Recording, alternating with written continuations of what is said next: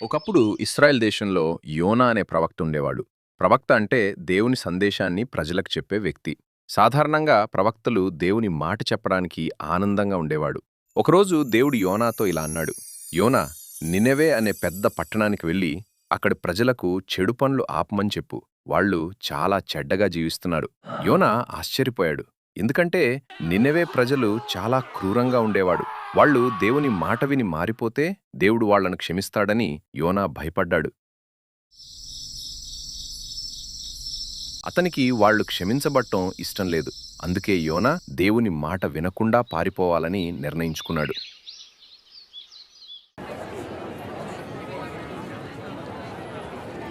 నినెవే తూర్పు వైపు ఉండగా యోనా పడమర వైపు వెళ్లే ఓడలోకెక్కాడు.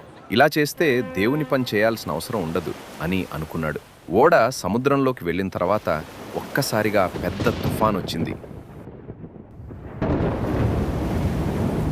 గాలి బలంగా వీస్తూ అలలు పెద్దగా ఎగసిపడుతూ ఓడను ఊపాయి. నావికులు చాలా భయపడ్డారు. వాళ్ళు ప్రతి ఒక్కరూ తమ తమ దేవుణ్ణి ప్రార్థించండి అని అరవడం ప్రారంభించారు. యోనా మాత్రం ఓడ దిగువ భాగంలో నిద్రపోతూ ఉన్నాడు. అప్పుడు నౌక కెప్టెన్ వచ్చి, లేవు, దేవుణ్ణి ప్రార్థించు, మనం ప్రమాదంలో ఉన్నాం అన్నాడు. యోనాకు తుఫాన్ తన వల్లనే వచ్చిందని అర్థమైంది. నేను ఈ ఓడలో లేకపోతే ఈ తుఫాన్ ఆగిపోతుందని అనుకున్నాడు. అందుకే నన్ను సముద్రంలో పడేయండి, అప్పుడు తుఫాన్ ఆగిపోతుంది అని నావికులతో అన్నాడు. మొదట నావికులు భయపడ్డారు, కానీ చివరకు యోనాను సముద్రంలో పడేశారు. అప్పుడు తుఫాన్ ఒక్కసారిగా ఆగిపోయింది. దేవుడు యోనాను శిక్షించాలనుకోలేదు. ఆయన అతనికి మరో అవకాశం ఇవ్వాలనుకున్నాడు. అందుకే ఒక పెద్ద చేపను పంపించాడు. ఆ చేప వచ్చి యోనాను మింగేసింది. యోనా 3 రోజులు 3 రాత్రులు ఆ చేప కడుపులో ఉన్నాడు. అక్కడే అతను దేవుణ్ణి ప్రార్థించాడు. దేవుడా, నేను తప్పు చేశాను, నీ మాట వినలేదు, కానీ నాకు మరో అవకాశం ఇవ్వు అన్నాడు. అప్పుడు దేవుడు ఆ చేపకు ఆజ్ఞ ఇచ్చాడు, యోనాను బయటకు ఉమ్మివేయి అని. అప్పుడు ఆ పెద్ద చేప యోనాను ఒడ్డున బయటకు ఉమ్మేసింది. ఇప్పుడు యోనా దేవుని మాట వినాలని నిర్ణయించుకున్నాడు. అతను నినెవెకు బయలుదేరాడు. వెళ్ళి, మీ చెడు పనులు ఆపండి, దేవుని దగ్గరకు తిరిగి రండి అని ప్రసంగం చేశాడు. నినెవే ప్రజలు దేవుని మాట విని ఇప్పటికే మారిపోయి దేవుణ్ణి విశ్వసిస్తూ ఉన్నాడు. వాళ్ళు పశ్చాత్తాపపడి మంచి మార్గంలో నడవడం ప్రారంభించాడు. దేవుడు వాళ్లను క్షమించాడు.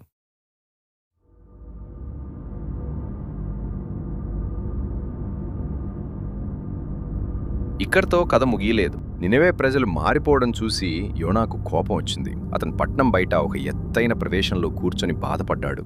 దేవుడా, వాళ్ళు నా ప్రజలు కాదు, నీ ప్రజలు. నువ్వే వాళ్ళని మార్చుకోగలవు. నేను చెప్పకపోయినా నువ్వే వాళ్ళని మార్చేవాడివి. మరి ఎందుకు నన్ను ఇక్కడికి పంపావు అని అడిగాడు. దానికి సమాధానంగా దేవుడు ఒక చిన్న మొక్కను ఒక్కసారిగా పెంచాడు. ఆ మొక్క యోనాకు నీడ ఇచ్చింది.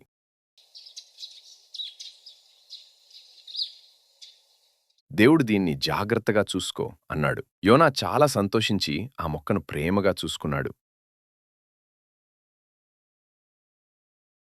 తర్వాత దేవుడు ఒక పురుగును పంపించాడు.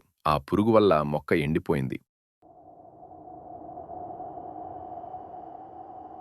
అప్పుడు యోనా చాలా బాధపడ్డాడు. ఇది బాగా ఉంది కదా, ఎందుకిలా అయింది అని బాధపడ్డాడు. అప్పుడు దేవుడు యోనాతో ఇలా అన్నాడు, నువ్వొకరోజు పెరిగిన చిన్న మొక్కకే ఇంత బాధపడుతున్నావు. మరి నినివేలో ఉన్న వేలాది మనుషులు, జంతువులు నా సృష్టి, వాళ్ళని నేను ఎలా క్షమించకుండా ఉండగలను అన్నాడు. ఈ కథలోని నీతి, దేవుడు మనల్ని ఎంతో ప్రేమిస్తాడు. మనం తప్పు చేసినా ఆయన మనకు మరో అవకాశమిస్తాడు.